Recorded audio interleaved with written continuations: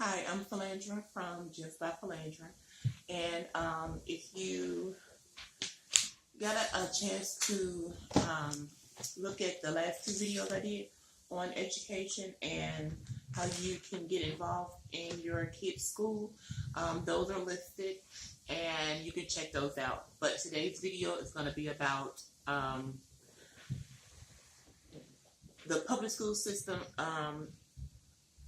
Anywhere you live, whether it's Washington, D.C., or Philadelphia, or Chicago, or Ohio, wherever you may be, there is a public school system. And if your child has an IEP, that's what this video is about. So, an IEP is a individualized lesson plan. Okay, the IEP is an individualized lesson plan for your child. And if your child have one, that IEP is going to follow them, throughout their education. It's going to follow them even in college. It's going to follow them. Let's see. So when they first get a IEP done, if they get it done, whether they get it done in elementary school or high school, doesn't matter. The school usually have counselors and social workers in the school, and with the counselors and the social workers, they will, along with the teachers, how many teachers the student, your child may have. If your child is in elementary school, they may have a teacher for each subject. So each teacher, along with the social worker, along with the school counselor, will determine if your child needs an individualized lesson plan. Usually that falls under disability because they're not able to keep up with their peers, but their lesson plan will be modified so that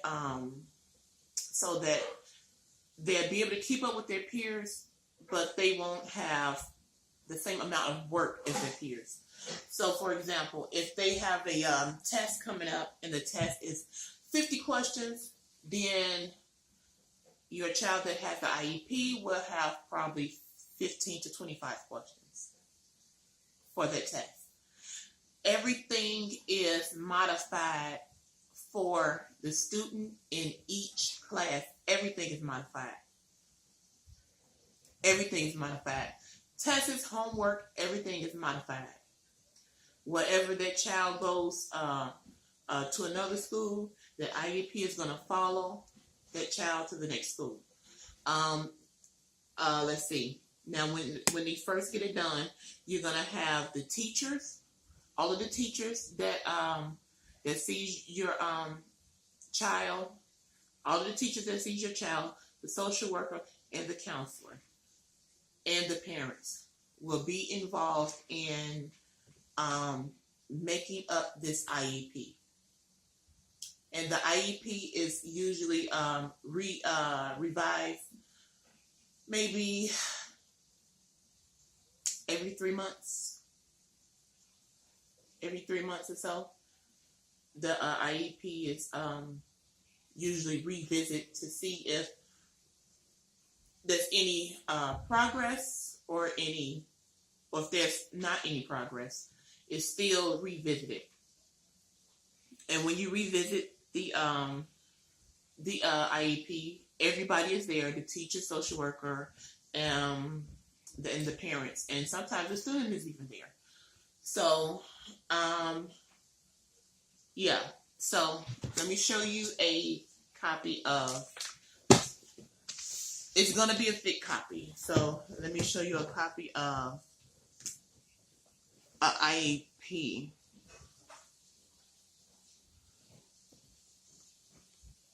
Okay, now the IEP will, the parents will have a copy of this IEP.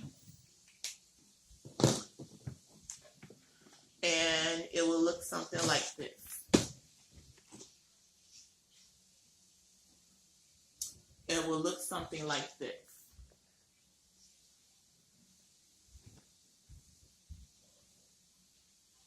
I hope you can see it. It will look something like this with all of the information on there. It will look something like this. And it's gonna basically entail that what's gonna be modified in each classroom. The work, each teacher will give their update when it's time to revise the IEP. So information from each teacher will have how the student is doing, making progress, or if everything stays the same. So yeah, each teacher will have their own information to put in to make up the IEP. Also, like I said before, it follows under a disability, a learning disability, because the student is not able to keep up with his or her peers because it's modified, because he or she work will be modified. Even though he or she work is modified, they are still giving the same work so that they can, stay on track with everybody else. It's only under disability because they can't handle the same amount of work and work at the same amount of pace as everybody. But they still will be given the same work so that they can stay a beat with what's going on in the class. Let me see what else. Now, because this IEP protects your child. Now, if anything should ever happen in the school where your child is being bullied, or if your child gets into any altercations, because this IEP, they have it under the disability, they are protected through this IEP. I had saw on the news where, I'm not sure if anybody else seen this, but I had saw on the news where it was a I don't know where this took place at, but it was a young lady. She was in high school. She was about 17. She was a black girl, and something happened in classroom where she wasn't being told or being told what the teacher told her to do. She wasn't doing it, or something was wrong in the classroom. So the police came, and police, you have designated police that is assigned to different schools. So the police came, and I guess she wasn't, complying with what the police said, and it ended up they end up, scuffling, and they scuffled, and they all fell down the stairs. And when they got to the bottom of the stairs and on the floor of the school, the police was, brutal, hitting her, slapping her, and everything. It was disgusting. And she had an IEP. I believe she had an IEP. And the charges against her was dropped because she had this IEP. So if anything ever happens in a situation like that, God forbid, your child is protected through this, because this is a form of disability. Now, if anything ever happened to your child similar to that, You as a parent, you have to do what you have to do. Now, if that means, putting in a lawsuit of, against the school or against the police, then that's what you got to do. And don't be sorry to do it. You have to do that for your kid, and don't be sorry to do it. And you don't have to apologize to nobody for doing it. You don't have to be ashamed to do it, because something like that should never happen to any student, and especially a student that has this IEP. Okay, so if you have any questions pertaining to IEP, comment below. Let me know. I'll try to get to all of your questions, as soon as I can in a timely fashion.